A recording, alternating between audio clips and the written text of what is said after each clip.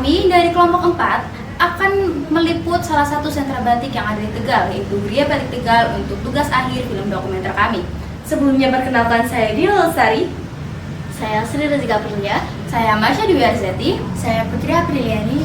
Saya Risma Ramadhani Octavia.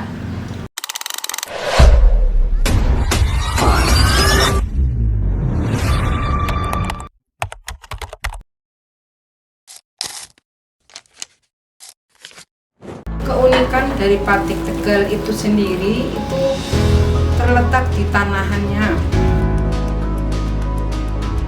Lebih banyak itu ada keterampilan untuk membatik, untuk sebagai penerus batik itu sendiri.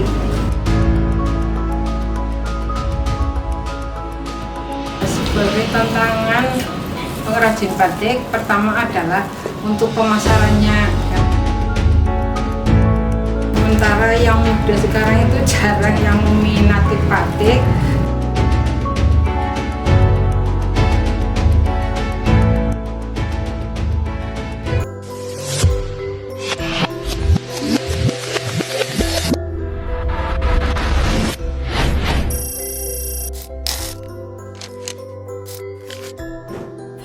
Di setiap goresan malam dan helaian kain tersimpan cerita tentang sejarah, budaya, dan tangan-tangan yang setia menjaga warisan.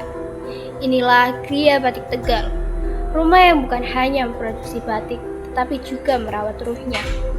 Gria Batik Tegal adalah sebuah sentra batik yang berdiri sebagai wadah pelestarian, produksi, edukasi, dan pengembangan batik khas Tegal. Gria Batik Tegal menjadi pusat kreativitas dan pemberdayaan masyarakat melalui seni membatik yang diwariskan secara turun-temurun.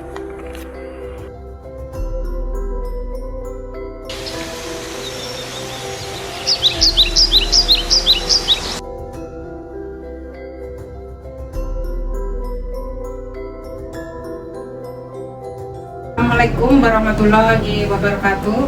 Nama saya Surila, asal dari Kelurahan Bandung, RT 3 RW 3. Saya di sini sebagai pengurus Batik Semalam Mulia, sekaligus sebagai anggota Batik Semalam Mulia, juga sebagai pembatik.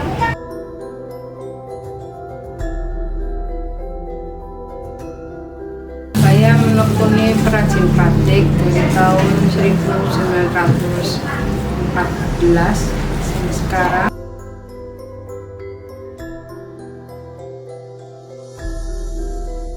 Keinginan saya sendiri, kebetulan orang tua dulu juga sebagai batik, sekalian membatik, jadinya saya sebagai anaknya ikut meneruskan dari lingkungan sekitar.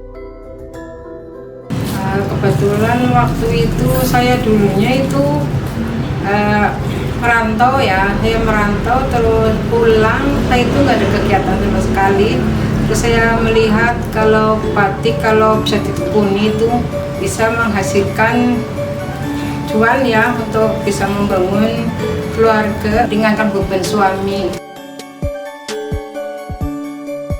Sebagai tantangan pengrajin batik, pertama adalah untuk pemasarannya ya. Soalnya batik itu cuman dikenal pertamanya pakai sama orang yang sudah tua-tua, sementara yang muda sekarang itu jarang yang meminati batik.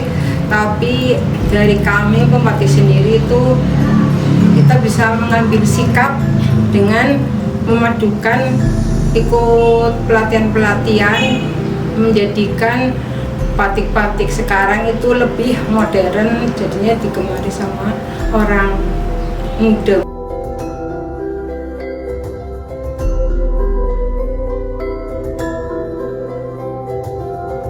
Di balik tantangan yang dihadapi para pengrajin, batik Tegal tetap tumbuh sebagai identitas masyarakatnya.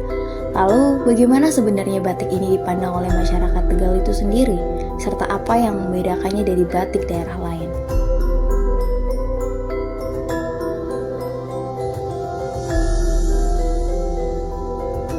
Masyarakat Tegal peminatnya ya kurang ya masalah batik, jadinya kami itu melalui pemasarannya kita harus lebih giat lagi dipasarkan keluar daerah, jangan cuma di Tegal saja, daerah misalkan lewat Kemayoran atau lewat apa.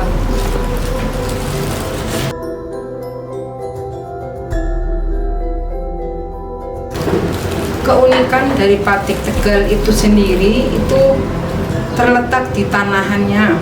Di tanahannya itu seperti kalau kita di Tegal itu tanahannya ada yang beras mawur, ada yang pakai geribigan, ada yang pakai galaran, ada tutul, ada grendil, macam-macam yang enggak dipunyai sama daerah yang lain.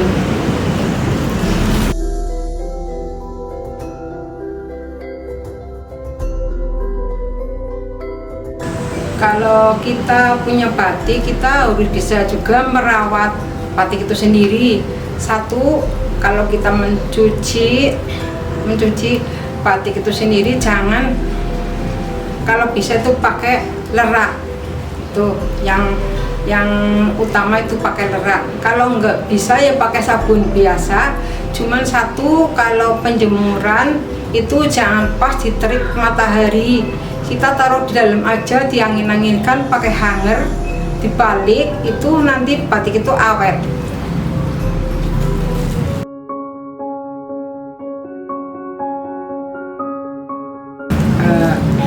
Himbauan dari kami ya sebagai pembatik, dan kami udah sepuh-sepuh minta penerus kepada masyarakat juga. Ini pemerintah, alangkah bagusnya batik itu diterapkan di sekolah-sekolah kayak yang di Pekalongan, jadi itu bisa jadikan pendidikan di muatan lokal.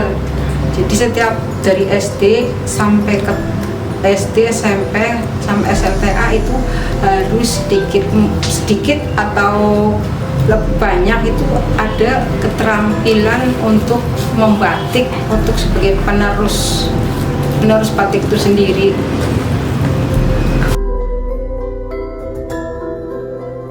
Batik Tegal adalah cerminan jati diri masyarakatnya, lugas, berani, dan penuh warna.